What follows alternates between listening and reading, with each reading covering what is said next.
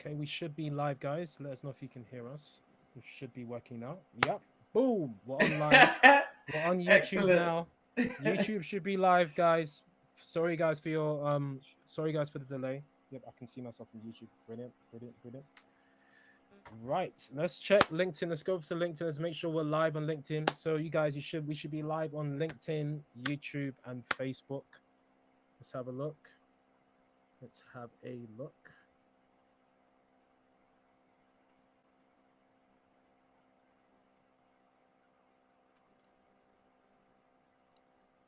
Let's have a look. Let's make sure LinkedIn goes live as well.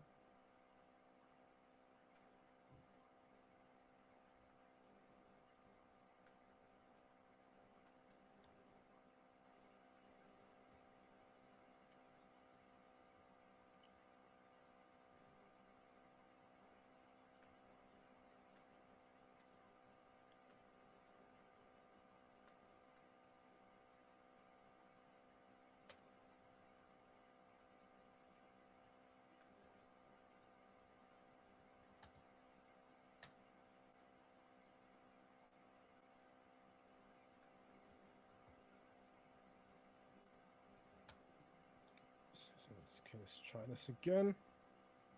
Okay.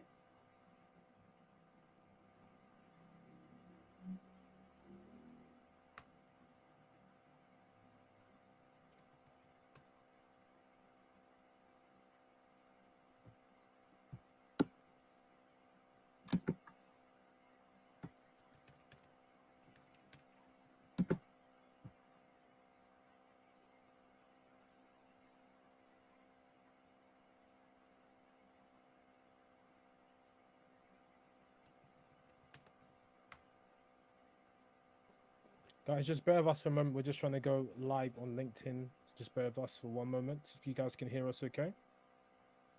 Don't know what is going on.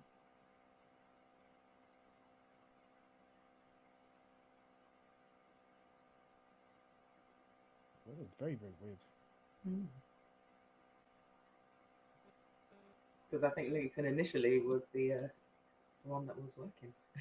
Yeah, it was. It actually was. Yeah, LinkedIn's working first, and now LinkedIn's dropped off because we stopped it, so it dropped off. Hopefully they can rejoin.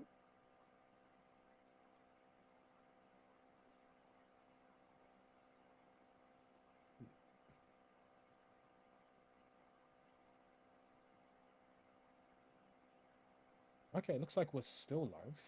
Looks like we're still live on LinkedIn. Okay, can you guys hear us on LinkedIn? I think we're still live on LinkedIn.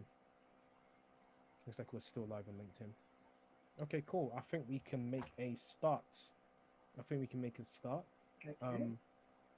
Welcome, guys. Welcome to the Sound of Accra podcast live. We're joined with Afua Kudom, who is a careers consultant and a coach. Yep. How do I pronounce it? It's a Sambamba. Yeah, Sambamba. I know the word Sambamba. trips people up sometimes, so it's Yeah, Sambamba. it's an interesting one. Yeah, Sambamba. Yeah. Yeah. Yeah, so we're joined with Afua and myself, Adrian from the Sound of Accra podcast. If you guys have any questions for Afua, please drop them in the chat. So you can drop them on the LinkedIn chat or use the link that we provided at the top of the description on YouTube. If you're watching on YouTube, use use the link that we pinned in the live chat. If you're watching on LinkedIn, use the link that we put right at the top, and you can ask Afua a question, or please leave a comment on the post on the live chat on LinkedIn, and you'll be able to pass on your question to Afua. And let us know if you guys can hear us okay.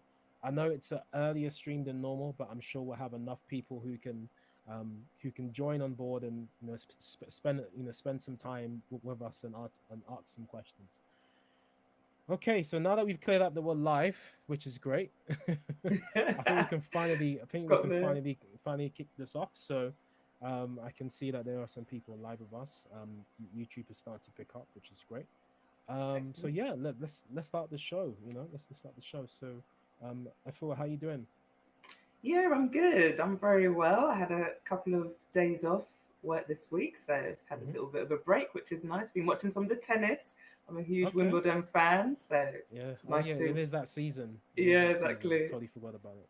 Apart Yeah. from all the rain, but if it's the centre court, they can bring out the covers, so it's nice to be able to watch a bit of tennis as well. That's excellent. Yeah. I've tennis is something that I don't know. When Wimbledon comes around, I try and see keep up with what's going on. Mm. But it happens so quickly that before you know it, like the tournament's done, and it's Yeah, like, oh, like you know, I'm now just getting into it and it's done. So it's something I'm not a huge fan of, but I like mm. to see what's going on, and Yeah, there's always something that I've wanted to go and watch live. yeah, Usually you see like the celebrities, they're sitting in their, yeah, sitting in their corners, and they've got the sunglasses on and they're being spotted, and for them it's more about their brand just being at the event rather than maybe them even enjoying tennis. So yeah, it's an interesting one. absolutely. Yeah. So that was Yeah. yesterday. You got to see all the different celebrities and sports personalities that had come along. Wonderful, wonderful, wonderful, wonderful. Yeah, awesome. Well, I'm glad to have you on board. We haven't done a live in a while, so it's great. It's great to have you on board. So, before we, go into the meat of the discussion, just tell us a bit about yourself, Afua. Yeah. So first of all, thank you so much for having me. I've been listening to your podcast for a little while now. So I've been Thank you. a fan and a follower. So it's lovely to actually be here and be doing this Thank conversation. So just a little bit about me. My name's Afua Kudom and I am a British Ghanaian. So I was born in Police Hospital, actually, in Cantonments in Accra. you. And then I moved to the UK when I was 2 years old and pretty much Excellent. grown up in the UK. You can probably hear my Southeast London twang, as I've been So told did it before. did you say you grew up around the area, police area in cantonments? Yeah, so police hospitals where I was Hospitals, born. yeah. Yeah, but I Okay. was so young that I can't quite remember. Not far from Morning Star where I went to school, I think. I Ah, think yes, I that's remember you went to yeah, yeah, school there. I remember you talking yeah, about it on a previous podcast. So, and yeah, obviously a very nice area. Now it yeah. always has Nice been, area. but definitely now a very popular part of Accra. Yeah, yeah. So yeah, I grew up in Southeast London, Mm-hmm, and I went to secondary school in Southeast London. So I went to Sydenham Girls, mm-hmm. and then I had a lovely sociology teacher who was really supportive and encouraging in my education. And she encouraged me at the time to apply to Cambridge University. And I was a bit unsure whether I should do it, whether I shouldn't. And I thought, let's go ahead, nothing to lose. And then I ended up, there were about 5 of us that applied that year. And I ended up being the only person that got in. And she told me afterwards that I was the first Wow, person from my school in 10 years to get into Oxbridge. So I was very, very pleased. Huge achievement. wow, Um, wow. yeah, and that's what started off my career initially in education and then has brought me into coaching as well. So I work as a careers consultant, but also a personal performance and life coach. And it's pretty much just helping people to unlock their potential and help them to set clear goals, think of where they want to be in their lives, and helping them to get there along the way through the coaching services that Sambamba provides. Yeah, great. And what did you actually do with the? What did you do? So you had your sociology teacher encourage you to go to Oxbridge. You got in. Mm, You're one of the only people to get in 10 years. mm, That must be like an amazing achievement that you can hold yeah, your head high definitely. with. And then what did you do? What did you do? Remind me what you did at. Remind us what you did at Cambridge University. Yeah, so I read law at Cambridge, and looking back on it, actually, at the time, I was also interested in sociology. I was interested in politics, but I thought I'll go down the law route. You know what it's like with African parents trying to do. Yeah. I think I mentioned to my mum that I wanted to be a sociologist, and that didn't go down well. So, and when I was younger, she used to call me pocket lawyer. I think that's quite typical. Pockets lawyer, I always have an answer for something. So, although I did law at university, I was also interested in politics and sociology and other things. So I think looking back now, I maybe would have done a different degree, but it was definitely a good degree to do and a good degree to have. And Yeah. I did look into going into the legal sector as a practitioner. So I thought about the solicitor's route and I had some work experience. But after doing it, I thought, this isn't quite a good match for me. So I ended up doing a program called Teach First. And at the time, we were the first year to do it. So part of the inaugural cohort. And it was a teaching program where you train to be a secondary school teacher, but it was also a leadership development program. So I really liked that element of it, and that appealed to me to have almost the best of both worlds. Brilliant. Okay, cool. So, you did law at Cambridge, which is always a safe bet. And I've got Mm, lots of friends that did law and now they're doing something completely different, whether it's marketing or working in media, PR comms, etc. But you, of course, you went into teaching and you really enjoyed it. And yeah, and then you've kind of built some type of, leadership career on the back of that. mm. Okay. So after teach first, is that how you ended up what you're doing now?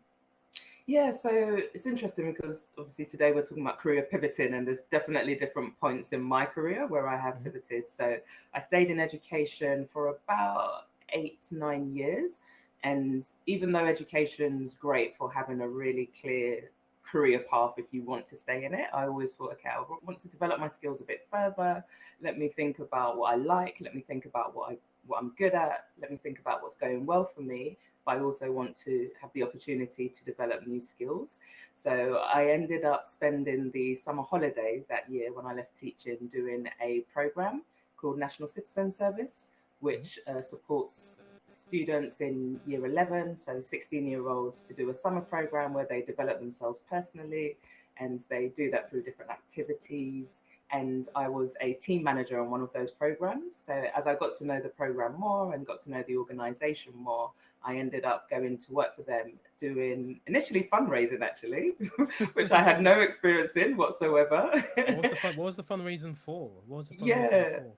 So Working with these. working with the young people. So it was the Hmm. program. So it was a subsidized program. So the government paid a lot and contributed a lot towards it, but it was to help us and enable the program to stay at the low price. But also they were setting up an alumni ambassadors program. So some of the funding was going towards that ambassador program. So I thought, right, Okay. let me try my hand at something a bit new and different. And then I ended up also doing a bit of public affairs and communications too. Okay. So was that after you worked on that program? Yeah, so I'd worked in it in the summer, and then I Hmm. was looking at my next steps. What do I want to do? And for me, the mission of an organization is really important to me.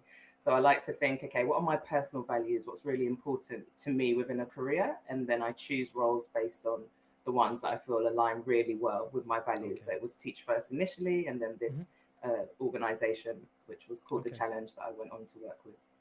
Awesome. And actually, I've heard of the challenge. Someone I Mm, think I had a friend. I've got a friend that worked at the challenge, years ago, and okay. now he's running a youth like a youth like a youth center, if you will, Mm. in South London. Oh, okay. Yeah. So yeah, so I can tell that you like to be involved with things where you can make impacts and it comes with purpose as well. Yeah. And what you mentioned for like values, like you like Mm, to be in roles or you like to be involved in organizations where there's values. So could you mm. talk us more about your values that you believe in? Yeah, and you've already touched upon one of them, which is being able to make some kind of an impact. So that's something that's really important to me. And I know that looks different for different people, but for me, it's about making an impact both on the individual that I'm working with. So when I was teaching my students, when I was doing the NCS program, the young people going through the program, and then the alumni afterwards. So being able to make some kind of impact either on an individual or a wider community is really important to me. I think another thing that's important to me is some kind of investment in somebody's future. So thinking about where they're at now, thinking about what potential they have to develop and grow, and really being a part of that process and Hmm. investing in whatever their future goals or their future desires are. So that's one of the things that really led to me setting up Sambamba, which we can talk about a little bit later on. I And like that then, name. I like the yeah, name it's got a Sambamba. nice ring. It just always makes me want to do like a little A little Sambamba, jig. like a little bamba. Yeah. And my friends who know me well know that I love Brazil as well. So I spent a bit of time there doing some voluntary works, 6 months. So when I first launched, they were saying, "Oh, is it something to do with Brazil and samba? Is that where it came from? Is it a Portuguese word?" So yeah, you're not Yeah. the only one that's thought that. Yeah. How did you come up with the name Sambamba? And then we'll get more into the coaching, but just quickly tell Yeah, us. yeah, yeah, definitely. So I wanted a word that really described, I guess, the approach that I wanted to take in my coaching and consulting work. So Hmm. Sambamba has two strands: consulting, supporting schools, and that is supporting schools with their careers work, but also supporting their students applying to Oxbridge. And then the coaching side of it is working with individuals on a one-to-one basis and also small group coaching. And I wanted a word that, number one, came from an African language. So I was initially thinking of maybe a word in tree, but I couldn't quite think of one. I thought a nod to my Ghanaian heritage. And then I just started looking at words that I felt encapsulated the approach that I wanted to take with my clients. So it's a Swahili word, and it means to be in line with. So to kind of come alongside, to be in parallel with. And I chose it because it really describes our approach at Sambamba in terms of coming alongside an individual or a group of people and just really being their cheerleader, supporting them, guiding them, working with them collaboratively to get them to where they want to be. So that's where it comes from. Brilliant. Thanks for clearing that up. I always wondered where that sounded a bit like, I'm trying to. It's not quite tree. I'm trying to think where she's. I'm sure she's Ghanaian. Or maybe she's just, I don't know. Got it from somewhere. Yeah, I got it from somewhere. Yeah, it's quite catchy, bro. So you talked about Afua, about working with the youth, working with the communities, and how did you get into working with adults and older people? Because you mentioned you like to be involved with, like, you've enjoyed working with the youth, you've enjoyed working with communities, you enjoy working in a position where it allows you to impact someone's future. So tell us about how did you get into a position of working with adults where you can impact their future? Not even just in your current role, but also at Sambamba. Yeah. I feel like I have to do like a little dance. A little jig that goes with it. I'll probably get a dance as well that goes with it. So if I go back sometime when I was working as an education consultant, I was supporting students applying to university. So made that transition, I guess, from working with secondary school students and now beginning to work with those applying to university. And I did a leadership development program whilst I was in that role. And as part of that role, we were each assigned our own personal coach. So it was our opportunity to think about where we were at in our career, where we wanted to take our career going forward. And it was from that experience, really, that I thought, oh, actually, coaching, first of all, I didn't really know what it was, even though I'd been a mentor before and I've had people mentor me. I hadn't actually had my own personal coach. So once I had that experience, I thought, oh, this is something that, number one, I've enjoyed. Number two, I think I'll be really good at, because I think it naturally taps into some of the things that I'm really good at in terms of listening and my empathy skills, but also going back to the values I was talking about, wanting to help people and help people unlock their potential. So I started looking into it and thought, okay, can I put it into practice in my current role, or is this something that I can do as a future career? So I did some research and I went off and did some training with the Coaching Academy, which is an organisation in the UK that has been around for a very long time and just, I think, one of the main leaders when it comes to training and to be a coach. And then it was off the back of that, really. So once I had my practice clients, when I was doing the training, and then I went into working with adults now on a one-to-one basis through the coaching, but also through the work that I do as a careers consultant at a university. Okay, that's quite interesting. So you worked, so basically, so previously, you were given opportunity to be assigned a careers coach, and you enjoyed what they did, and then as a result, you went into professional training and how to do the exact same thing, and now you're doing that. Yeah, I mean, exactly. That's quite a journey. And how long have you been doing this for now? Yeah, so I've been doing it for about 5 years now, although I guess there were points in my career at different times where I was tapping into those coaching skills without even realizing. So, in terms of looking at somebody and seeing what they want to achieve and then helping them to achieve that. So, in a way, I was doing it through the teaching, I was doing it through working as an education consultant. So, 5 years since the actual qualification, but definitely putting those skills into practice throughout my career. Wow. Okay, cool. So you've been doing it for quite some time, for 5 years. Okay, great. So maybe let's move on, and then let's talk about how people can actually pivot from whatever it is that they're doing, maybe to another career, and how can they unlock their potential, perhaps in terms of what's inside them. It seems that you've been able to like you've gone to Cambridge, you've done law, which is a nice, you know, is a nice solid subject that you can take, you can kind of has transferable skills that you can go Yeah. and take into different walks of life, careers, business, etc. And then you've gone through this transition where you've worked with people, you've worked with the youth, you've worked with community, and then you've worked with careers consultants, and you've gone and you've become a careers consultant, and now you're doing this coaching. So maybe let's talk about how people can actually pivot. How can everyone pivot? How can we pivot into a career that we want from where we are now? I mean, this is something kind of that you've gone through yourself. So maybe let's start talking about how let's talk about someone who maybe is, I don't know, maybe someone is a lawyer, and then maybe they want to move into another career. Actually, you know what when you're coaching someone, what are some of the typical questions that they ask you, or what are the typical reasons for them wanting to book an appointment with you? What transitions typically Yeah. are they wanting to make?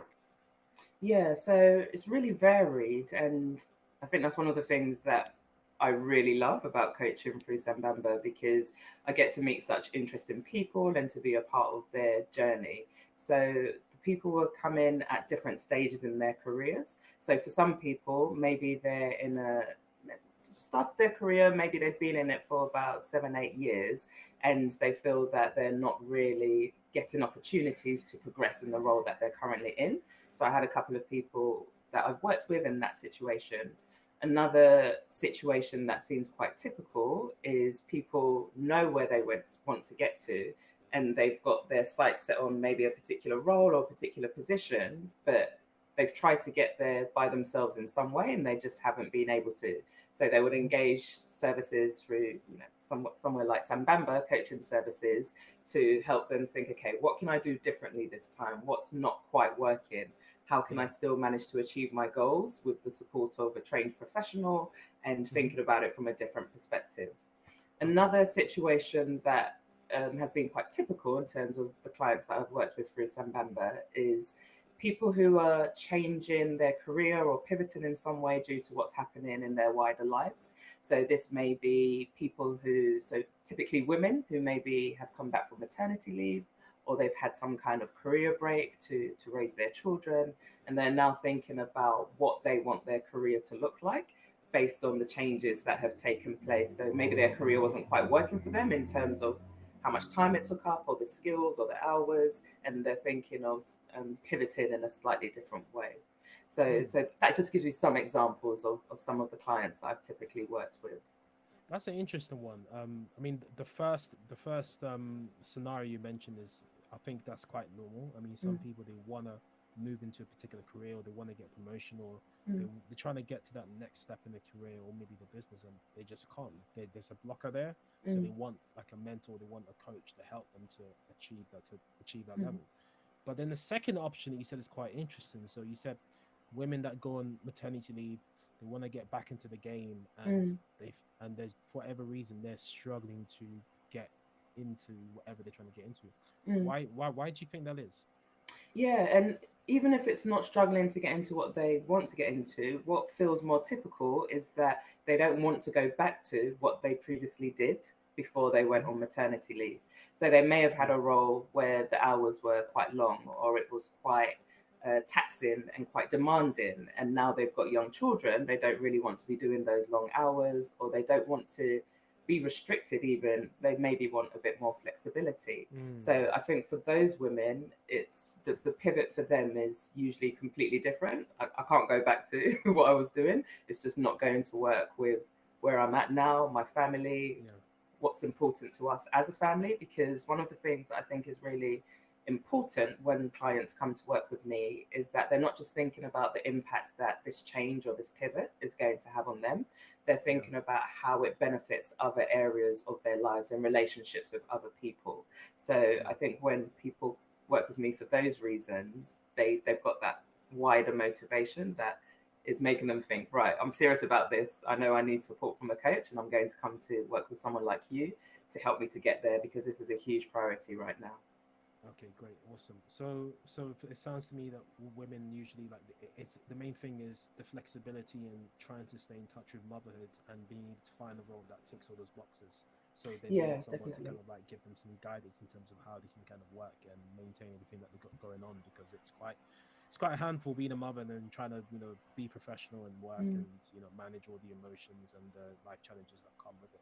yeah. It's quite interesting. I just want to use this as an opportunity, guys. If any of you have questions, please do get them in at the moment. If you're watching on YouTube, drop them in the live chat, or there's a link pinned on the live chat. You can come and join us in the virtual studio and ask a question in the chat. If you're on LinkedIn, Facebook, please drop a question on the chat, and we'll be happy to ask Afua, as we are now moving officially into the Q&A session. But we will keep the discussion going if there are no questions. But we do have some comments and questions on LinkedIn. So Mhm. first of all, Samuel Metzer from CEO of GHS Smart News. Um, got my wireless earbuds on. I can hear you well. Thank you for that comment, Samuel. Excellent. And then we have Kesiwa Neblet says on LinkedIn says, was it always your goal to make it an international consultancy? Afua? Mm. So a lot of my clients that I work with at Sambamba, when we're doing the coaching programs, I have done in-person coaching, and I'm still able to provide in-person coaching. But one of the benefits, I guess, of the last few years, as there's been an increase in doing things online, things like this, and working virtually, is that it means that it opens up the work that I do to a wider international audience. And that's really important to me for different reasons. So being someone who is British Ghanaian and having, different cultural experiences, it's really nice for me personally to work with people from different countries. And Yeah. yeah, definitely, I like to see myself as a global citizen, and it just makes it interesting in terms of the people that you get to meet. I mentioned that I Absolutely. lived in Brazil for 6 months, and I've been there a few times. So yeah, I like to see Yeah. myself as global and international, and love having global international clients. Brilliant. I love it. I mean, since COVID, I think everyone has realized that, the marketplace is global Mm, and the internet can open opportunities that you never would have thought was possible. yeah. And, we were really opened, to the opportunities that the internet has, during the pandemic and the lockdown. Um, Tell us, do you have any tell us, do you have clients from outside of the UK? Like what kind of countries? Mm. Yeah, so the clients that I've worked with internationally have mainly been, I've had a few clients that I've worked with from Asia, so Hmm. from the UAE, and I've also worked with clients from India as well, actually. And Interesting. I've also had a few clients that have Ghanaian heritage, and they may not necessarily live in Ghana all the time, but they move maybe between Ghana and the UK or Ghana and the US. But Yeah. I'm open to working with people from all over the world. That's brilliant. And I'm just very curious. The clients, so it seems that you're attracting, you mentioned India and UAE. Mm, And the thing that those two places have in common is that they're kind of more Asia, Far East territory. mm, What would you say is attracting um clients from those kind of regions in the world mm, to you? mm. Yeah, so if I take each of those two examples separately, so with the UAE, it's a place where we know about their development over the last 50 or so years. It's still a relatively young country, but it is a place where people from all over the world go and live and set up careers for various different reasons. So I think sometimes they want to be able to tap into, especially if their country of origin is maybe in the UK, but they're thinking of moving abroad, they want to be able to tap into that expertise. But they also know that it's quite a common thing that people are making that transition, making that change, and they want to be able to do that as effectively as possible. And actually, I did look into a role in the UAE in the past. It was with the Ministry of Education. It ended up falling through for various reasons, but it is a market that I have looked into myself at one of my previous stages with my pivot. So I managed to get a few links and contacts then. Some of Okay. them were from the teaching world. So, for example, I worked with a client, and one of the issues or things that she wanted to focus on was relocating from the UK to the UAE because it was important to her family. So I think that's where that connection comes in. And then in terms of India, I've worked with students from India through my role as an education consultant and then also as a careers consultant. So I think that's where that link came in as well. That link came in. Great, cool. So you've been building relationships with people in those regions as well, from those parts of the world. And that's kind of helped to open the door for, working with clients, from those areas as well. And then also they kind of see and respect what you're doing, and they want a different perspective on how to do things, and as a result they reach out to you. Yeah, interesting. Exactly. Okay, we're gonna check if we have any more questions that's come through.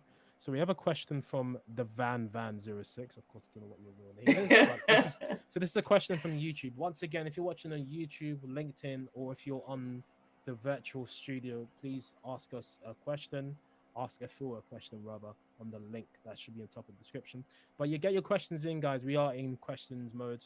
If you want to learn how to pivot your current career, maybe you're in a current career and you want to move to a different job, maybe you want a promotion, maybe you want to move into business, whatever it is, or maybe you want to know how to maybe unlock your potential. I think we'll talk a little bit more about that shortly, Afua. Please get your questions into Afua on the live chat or on LinkedIn or in a live studio. If you've joined us in the studio, there should be a link wherever you're watching this stream on. All right, so the Van06 says, what has been the most rewarding client relationship that you've had? That's a good question. Oh, that is a good question. It's also a difficult question because I love all my clients in different ways. And actually, that's a really good, important point. And I'll make this point before maybe giving an example. So when you're doing something like coaching, you've got to that stage where you've made the decision that you're going to work with somebody professionally. It's a very personal, intimate relationship that you build with your coach. You're going to be talking to them about things that are maybe quite personal and private because we have to explore those things to get you to where you want to be. So anyone that I work with through any of my programs at Sambamba, I've already taken the time to have a call with them beforehand, make sure that the energies are aligned and that that's going to work in terms of us working together, and that I can support them in whatever they want to achieve. So I am very biased that I love all of my clients because I've taken the time to get to know them before and then throughout the coaching process, and many of them I stay in touch with afterwards as well. But if I think of maybe a client that I've, let me think, there's a couple of examples coming to mind. Okay, I'll use this example. So somebody that I worked with, and going back to the point that I made about somebody that was getting back into, I guess, building their career after spending a bit of time raising family. So when they first came, so before having children, they had a career within the creative arts and the music industry, and then shifted their career slightly, and then had kids, had a family, and then wanted to think about what their next steps were. And we worked a lot on, okay, well, what is it that you enjoyed about your previous careers, and what's important to you now in relation to what your career what you want your career to look like, and what would you like to do? But I think a lot of women who have been out of work for a long time, especially if it has been to raise a family, it can be really difficult to get back into work mode because mentally you've had different priorities, you're focused on different things. So there was a lot that I did with this client in relation to just tackling mindsets and maybe some of the fears that they had about coming back into the labor market, also some maybe confidence issues that they had as well. So we worked a lot on that, and it started off with one role that they got, and then I've seen them just go from strength to strength in relation to what they're doing now, doing all sorts of things. So they're in the media, working on huge campaigns and projects, but also I know what impact that has had on their family as well. So that's a client that I guess sticks in my mind. But yeah, like I said, all of them I love working with. It's amazing. So the support that you're giving to your particular client has trickled down to the family, and as a result, it's just helped change the whole trajectory of that person's livelihood and their family's livelihood. And exactly. That's really, really powerful. And then what I was going to say is, regards to you in terms of like what like your ideal client relationship looks like. I guess it's someone that ticks all your boxes and kind of like that's in line with your values and the type of client that you want to work with, and kind of gives the right energy, has the right mindset, and and has the right intentions in terms of how what they're looking to get with working with you. Mm. Yeah. Awesome. And I was Okay. just going to say the thing that's really important with coaching is it's not the same as a mentoring relationship where maybe you're saying, okay, you guide me based on what you've already done. There is an element of that. Your previous experiences are important, especially the professional training that you've done. But coaching is really about helping that individual to unlock that potential. So you have to come to it with a mindset that, yeah, I'm ready to commit my time, my energy, my efforts, and I'm going to give all it takes really to get to where I want to be. And sometimes that is going to be a little bit challenging. I'm going to prod you and poke you a little bit, but it's because I know that once we unlock that potential and you start taking action towards meeting your goals, I know the difference it's going to make to you and the impact that it's going to have. So I think it's more about mindset rather than a client in a particular sector or a particular industry. It's more about their attitude that they're coming with, a willingness to commit to the process so that they can get the most out of it. Because I know that when they do, Yeah. the results are limitless. Yeah, I think what you said is really important, the willingness, because let's say somebody wants to achieve a beach body. It's Mm. summertime, people want to look good, they want to go on holiday, they want to have the Instagram body, whatever it is. And then they want it, but they don't want to put the work into it. They want it, but they don't want to put the work into it. I'm willing to put the work into it because I know Yeah. if I visualize my mind what I want my Mm. bodies to look like, I want to put the work in so I can look like that. So I Mm. think what you said is really, really important. If you're not willing to to get the results, but you think it's a cheap cookie, a pill that you Mm. can just swallow and get it, then it's not for you. You have to Mm. put the work in. So I love when you said you got to be willing. Some Mm. people they want what they may see that somebody has, but they're Mm. not willing to put in the work that would get them to that specific place or that Mm. particular goal. Mm. So I think it's really, really important. Yeah, but one of the things that I would say actually through the coaching program, we do look at things like mindset, or we look at things that are blockers at the moment. So even if they come with that willingness and then they learn the reality of what it takes to maybe get to where they want to be, through our coaching program, we will work with them to say, okay, I really noticed that there's a bit of a block here, or there's something that's holding you back, and we will work through those things Hmm. to help them. So yes, there's a lot of actions involved and it is very practical, but I also love the fact that it deals with mindset and attitudes and things that can be blockers for you. So for example, when I did my coaching training, one of the modules that we looked at is values and beliefs. So looking at turning maybe negative limiting beliefs into transformative beliefs. So I just love the fact that coaching is a holistic program, and that's one of the reasons why I love being able to coach people, because even when they've achieved their goal, there's so many things that they're going to learn through the process that is going to have an impact on other areas of their lives, how they think, how they approach things, and what they're like going forward. Mm, mm. Because what you said is really important, because it's like it's changing their entire mindset in terms of Mm, not only achieving that particular goal, but also it's something that can stick with them for life in terms of how they approach life, mm, in different ways and different challenges that they face. Very, exactly. very, very key. Yeah.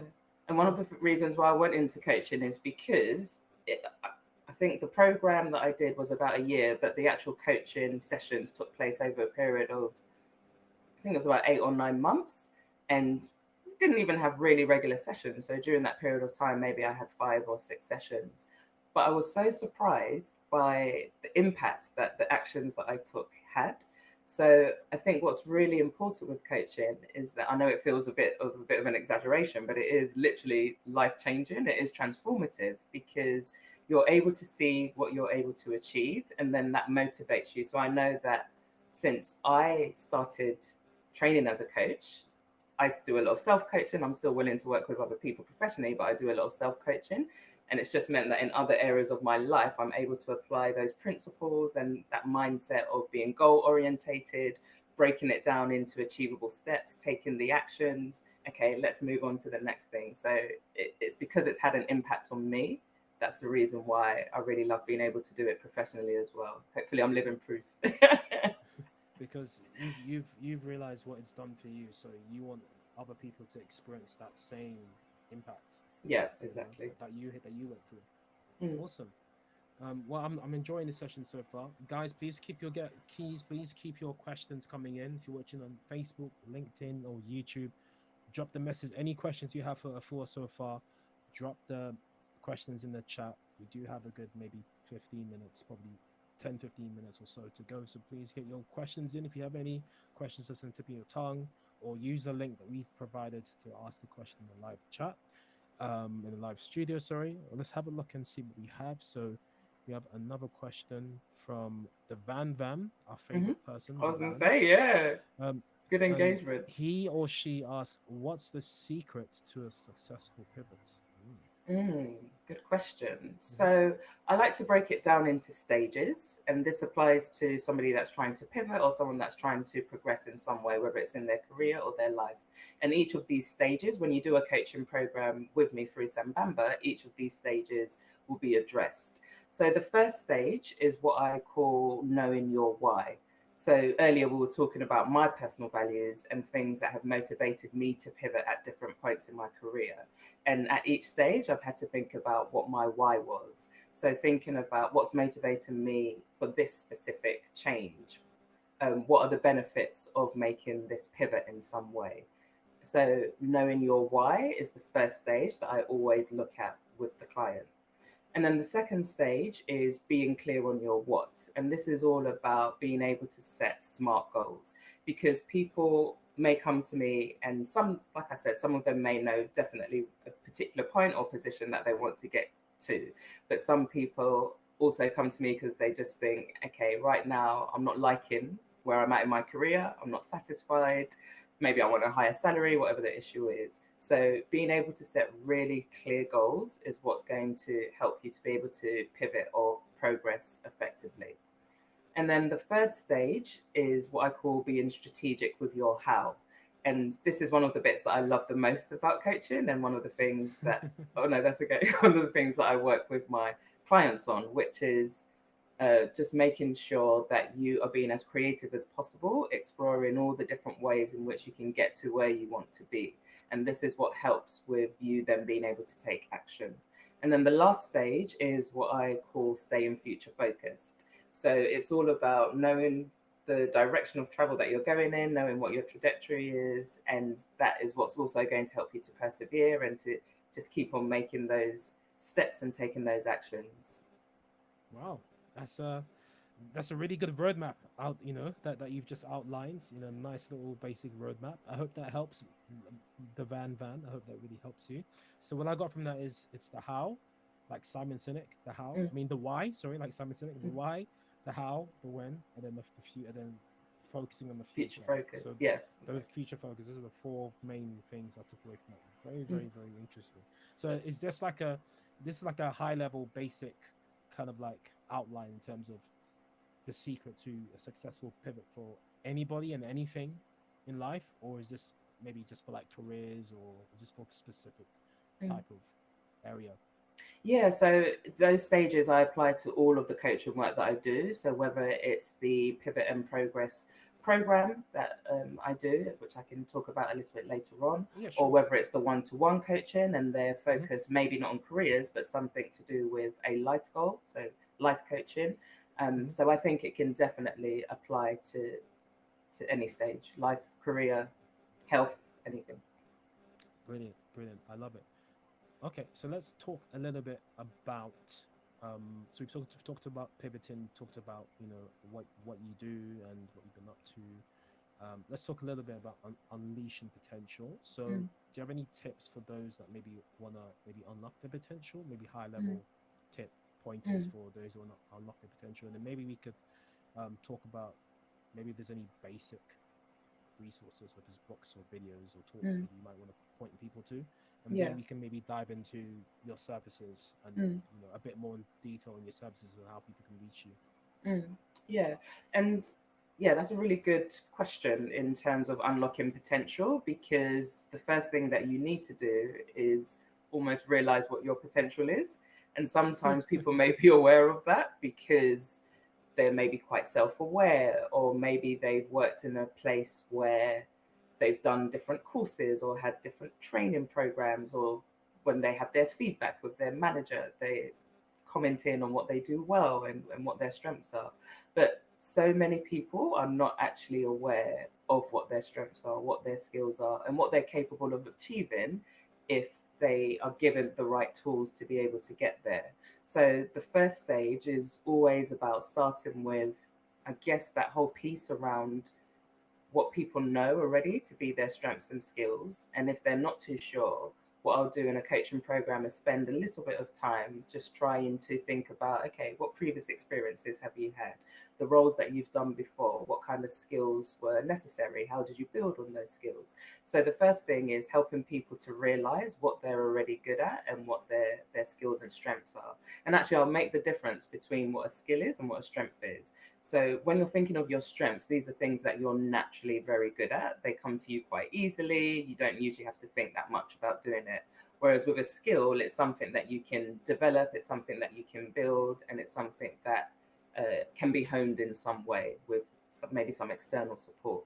So I think when somebody is looking to unlock their potential, the first thing they need to know is what their skills and strengths are. And then another stage that's really important is helping them, going back to, I think, something that you said earlier, visualize where they can get to in the future, or how they can put those skills and strengths into practice to be able to be so much better than where they're at now. And what that looks like will vary for different people. So what progression looks like to me may be different to what progression looks like for you. So it's helping that person to think, okay, if there were limitless opportunities, where would you want to get to? And then that's what we start looking at and start working on, and putting some of those different stages that I mentioned earlier into practice. That's an interesting question. Like, if there was limitless opportunities, what would that, what, how would you kind of like apply yourself, or Mm. what would that look like for you in terms of maybe career, business, whatever? Very Mm. interesting, because I think that kind of question would really help to maybe understand what that person wants to achieve, and Mm. then maybe you can direct them based on the opportunities and Mm. maybe the skill sets that they have, the strengths that they have at their Mm. disposal, and just work with them to achieve that potential. Yeah. And another thing that I think is really powerful about coaching, and one of the reasons why I got into it, is that it is very much directed by the individual client that I'm working with. So sometimes they may not even realize what they're capable of achieving. And it's my role as their coach to ask them specific questions. I've got a whole toolbox of different questions that I can ask and different techniques. But actually, it starts with listening, being a really good listener as a coach. And it also starts with understanding their situation and then asking questions that are going to be the most powerful for them. So some of them may be standard kind of questions that coaches use, and other questions will come off the back of the conversations that we are having. And what I think is then powerful is that they're the ones that drive that success. They're the ones that drive them being able to achieve their goals. It's not me telling them what to do or saying, okay, try this, try that. And that's where the power comes, that they've been able to achieve it, sometimes even without realizing that it's something that they could do, just through working with a coach. So that's one of the things I really love. So it's not more about you implanting certain skills into their lives. It's more about you directing what, or channeling, helping them to channel or directing what's already within them. Yes, exactly, which they may not realize. And it's my role as their coach to help them unlock that. And that's where I guess I was going to say the gold at the end. I'm always really bad with these sayings. The gold at the end of the rainbow, or whatever it is. I know what you mean. I know what you mean. Yeah, the gold at the end of the rainbow. I love that. I love that saying. Yeah. All right. So let's have a look. If you have any more questions, guys, please get them in as we start to enter the final part of this conversation. Seems that there's no questions at the moment on LinkedIn and YouTube. Facebook, let's have a look. Do we have anything on Facebook? Do we have anything? Doesn't seem to be the case. Doesn't seem to be the case. Let's keep it moving. All right. So let's talk about what was I gonna say? So we've talked about potential, I believe. We've talked about pivot. Let's talk about, actually, I think we'll end with basic resources that people can maybe Mm. have a look at. but let's talk about your services. I know we talked about it a little bit at the beginning, so let's talk about what services you offer at Sambamba Consulting. Was it Sambamba Coaching, and let's Mm. talk about how people can kind of like get in touch and Mhm. work with you. Yeah, definitely. So the services are split into two different categories. So on one side, you've got the consulting work that I do with schools. So that is helping their students at any stage, mainly secondary schools, so 11 to 18, helping their students make more informed career decisions. Just because the career scene within schools in the UK has been quite patchy. And even though there's been more of a focus on it recently through something called the Gatsby benchmarks, a lot of schools really struggle in terms of providing their students with the careers provision that will help them to fulfill their potential and make informed career decisions. So part of the work that I do, consulting work with schools, is working with them in that way. And then the other bit of consulting work that I do with schools, like I mentioned, is using my experience of going to Cambridge and then working as an education consultant, supporting students getting into Oxbridge to help their high achieving students to increase their chances of success when they go through the process. And there's different stages and ways in which I do that. And I'm happy to direct people to the website if they want to know more about that side. And then on the coaching side, I work with people in two different ways at the moment, although I'm sure there'll be room for expansion going forward. So, one way is through one to one coaching, and that's usually a minimum of 6 sessions that takes place over a period of a minimum of 3 months. And the reason for having those minimums is because if you want to see the results that you're trying to achieve, it's not going to be just a one-off thing. It is advised that you have some kind of a program where you're regularly checking in with your coach, and it is something that you're being kept accountable to, but also you've got time to implement the actions that you talk about with your coach. So that's one-to-one coaching services, and that can be careers focused, but it can be a lot wider as well. So this is the life coaching if people want to focus on other areas. And then the new thing, which I'm really excited about, is a program called Pivot and Progress, and it's a careers focus, and it's mainly for women. And reason being is that, as I've mentioned, I've worked a lot through my coaching work with women. The other program open to everybody, but this program is for women, and it's small group coaching as well as one-to-one coaching. It takes place over a period of 5 months, so launching in October and will run until next March. And they will have the opportunity, I guess, to get some kind of a sisterhood support group going. So, as well as benefiting from my one to one coaching services, when I've done small group coaching, I know that people have really benefited from coming together with like minded people who are on a similar journey to them. So, I just want to recreate that based on what has worked with some of the small group coaching that I've done previously. And that is for people who are at the stage, as I mentioned earlier, that they're really ready to make that change, make that shift. They're going after what they want in their career. You know, we work hard. We spend about a third of our week at work. We spend a lot of time there. You want to make sure that you're doing something that you enjoy, something that you're good at, something that you're going to get rewarded for in whatever way that looks positive for you. And this program is really an opportunity to help more people to achieve that based on the success that I've had with previous clients. Awesome! Wow, that's a handful. So we got the careers, the career side where you're helping people to maybe get the career that they want, or to direct them on the path of the career that's best for them. Then Mhm. you got the one-on-one coaching, the group coaching, and now you've got the sisterhood, the program for the females out there. Of course, I'm sure I'm sure of course lots of these things are important for the women as well. The women need this stuff as well, which is great. So you're doing a lot. You're busy woman. You're doing a lot, and I'm sure October is going to be rocking for you. I hope that does go well. Okay, thank you. We have some more questions that have come in. Okay. So we've got some questions in the virtual studio. So Akosia, thanks for jumping in to the studio and asking the question. We also have another question on YouTube from Deborah. Deborah, if you're still online watching, thank you. We're going to take Deborah's question quickly because I think she's been waiting for quite some time. She Okay. says, "Do you have any words of wisdom that you follow in life?" Words of wisdom.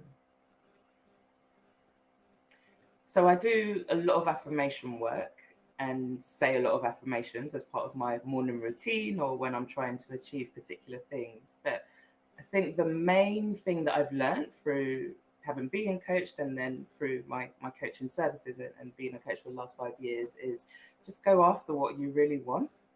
Go after it. Life is so short. And I remember when we were younger, a bit of exposure here, but I remember when we were younger, there was a situation where my sister was eating something and she couldn't finish it. And she said, okay, I'll just save it to the next day. And my mum speaks tree to us. And she said this phrase, which is, "So I'm sorry, yeah," which means, what about if you don't wake up tomorrow? I remember my sister being so mortified that my mum had said this, but I guess that principle holds true. You just don't know what tomorrow holds. So not in a kind of negative way, but more, do you know what? The time is now. I'm going to go after what I really want and just manifest the success that you deserve. It's true. It's true. I mean, imagine if you were told that you may not, that there may not be another day. How motivated you can be to get the most out of that day. Yeah. In terms of what you want to do in life. So very, very, very important. It's a very good question, Deborah. Thanks for asking. Thank you. And then we turn our attention to Akosua, who says, "What advice would you give to someone who wants to get into coaching?" Very good question. Really good question. Even I didn't ask that. Very good question. Yeah, definitely a good question. And actually, one of my previous clients had such a positive experience that it's something that she asked me afterwards. I'm thinking of, even if it's not going off to be a coach herself, how can I implement coaching into my work? And it is becoming more and more popular. So I would say definitely look into coach training and coaching programs, because like I was saying, it's such a personal thing that you're working with somebody on, that you want to make sure that you've had some training. That's my view. I know some people just jump into it and just call themselves a coach, but I actually think it's really important to do the training. So as well as the initial training that I did, I'm actually just now finishing off a postgraduate diploma at the University of Warwick, which is looking at careers education and guidance. So as well as the initial coaching, I make sure that I continue to stay up to date with training and techniques, etc. So definitely do your research, definitely do some kind of training program, and think of one that is a good fit with what you want to get out of it, or what stage that you're currently at, and how you may want to use it going forward. Brilliant. It's fantastic advice. Well, thanks for your question, Akosua and Deborah. Fantastic questions from the Thank ladies. you. A little bit of girl power in here, woman power, whatever you need to call it. Yeah, and I think I mean, let's start to kind of like bring this to a close. So let's talk about finally any basic resources that you would point people to in terms of those that maybe want to get into coaching, or those that maybe want to learn in terms of how they can pivot and progress in their lives and their careers as well. Yeah. So for those that want to get into coaching, I would recommend the Coaching Academy. There's so many people who are really experienced coaches now. And when I listen to a lot of their stories, especially if they're from the UK, you can do online courses. So you don't actually have to be from the UK, but a lot of them started with doing some kind of training at the Coaching Academy. So look into their programs. And I think they also do kind of like taster sessions or short courses, rather than doing an actual diploma or program like I did. So that's something to definitely look into. But even if you just Google kind of like coach training programs, if you're not based in the UK and you're thinking of international ones, there's something called the International Coaching Federation. There's quite a few global ones as well. But I definitely recommend some kind of training. And then the second one, you were asking about resources. Yeah. So, what basic resources would you point people to? Not, of course, you've talked about now those that want to get into coaching. I think you mentioned the International Coaching Federation. Maybe they can look that up and go from there. But I guess now for those that maybe want to pivot in their careers or pivot in their lives, or help to unleash the potential that they have, maybe what resources would you recommend? Maybe it could be a book, could be a TED talk, could be a video on YouTube. Maybe it could be someone to listen to, maybe a podcast. Okay. Not saying listen to me, but to other people. What anything that comes to mind, you're more than welcome to kind of like put it out there. Yeah, I would say if you do have access to LinkedIn Learning, I know with some workplaces you may have access to LinkedIn Learning for free. And it's such a good platform. It's got so many resources where you can just learn so many different things, programs of different lengths, of different levels. and I'm sure they've got a bit on there about how to pivot successfully, how to progress, those kind of similar themes. So LinkedIn, I think, is a great place. And if you don't have access, or if you can't afford to get access, because I know there is a monthly fee, just follow in people online. I'm happy for people to follow me on my LinkedIn profiles, but just follow in people online, follow in professional coaches, so that you get their content, I think is really helpful. And things like TEDx talks as well have some great material. So I'll definitely recommend that. Excellent, excellent, brilliant advice, Afua. Brilliant advice. LinkedIn Learning is a good place. I think for those who haven't tried out LinkedIn Learning yet, that are on LinkedIn, they do offer free trials, so people can try that out as well. And I Yeah. believe there are selective courses on LinkedIn Learning, even if you don't have a premium subscription, that you can actually get access to. So have a look on there and see what you can get. And of course, TEDx Talks is great. They're on YouTube, they're on podcast platforms. So great resources to point people to FOS. So thank you very much for that. Excellent. No worries. Brilliant. So we have reached the hour mark. I'm going to ask you, Afua, please. I know we have all of the links in the description of whether you're watching on YouTube, LinkedIn, Facebook. We have all the links in the description where you guys can connect with Afua on Instagram, on our website, and I think on LinkedIn as well. I think those free resources should be in there. But Afua, if you want to just mention, remind everyone again what you have coming up, quickly how people can work with you again and how people can reach out to you and follow you. Yeah, definitely. So you can take a look at my website, which is sambamba.co.uk. And as Adrian said, the link is there. So think of Samba, first of all, and then it turns into Sambamba. Do a little dance. So sambamba.co.uk, take a look at the services, and you can contact me directly. So you can fill in a contact form, tell me a bit more information about which service you're interested in, why you would like to work with me, how we can work together, and we'll take it from there. Or you can book in a Calendly call with me. So just look at a 30-minute slot when I'm available and let's have a chat, have a conversation. Would love to work with you and support you in that way.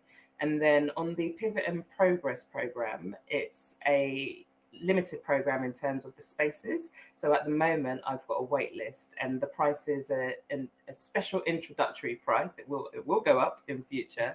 So if you're interested in that program, I will be getting people to join the wait list, and then more information will be sent out about more detail about the program. There will be an application form and a call. Like I was saying, it's important that we know that we're a good match, as well as you being good to be in the group too. So don't delay. Sign up now, join the wait list, and take it from there. Take the first step and then see what we can achieve together. And I think really and truly, I think that's a good point you just mentioned. Really and truly, I think that kind of sums up today's conversation is take the first step. Just take that first step, to your pivot or to the progress that you want to make in your life, your career, business, whatever it is. And then you take another step, and then another step, another step. If you're not taking steps and you're just visualizing things and you just want things, it's not going to happen unless you take the action. So I think taking action and taking the first step, I think, are really important takeaways. Yeah. And I always say something is always better than nothing. Even if it's something really small, you'll be surprised at the impacts that it can have. Yeah, it's a snowball effect, isn't it? At the end of the day, you want to have the snowball effect. So yeah, guys, you heard from F1. Don't delay, pay. Don't delay, pay, and sign up to a program if that's the case. So yeah, F1, it's been great having you on. Thanks for taking an hour from your Sunday afternoon to join with us on the Sound of Accra podcast. And thanks for all of you who've tuned in to listen to us. And we should have some more episodes from the live Q&A series coming up this summer, so look out for them. And if you're watching on YouTube, subscribe. If you're watching on LinkedIn, please follow, please reshare, please leave a comment, let us know what you thought of this. And please get in touch, more importantly, with Afua, with our programs. Follow her on social media. We have all the links in the description, the Instagram, the LinkedIn, and keep up to date with what Afua is doing. Follow her on LinkedIn as well, see what she's up to. I think she's got some exciting things coming towards Q4, so look out for that, guys. And thank you, guys. We're heading off. If there's no more questions, we are off. We're done. Go and enjoy your Sunday. And if you're watching the podcast, continue to enjoy season 5 as it's being rolled out, and we'll see you soon. Thank you so much for having me, and thank you for joining. I've really enjoyed it. No problem. Okay.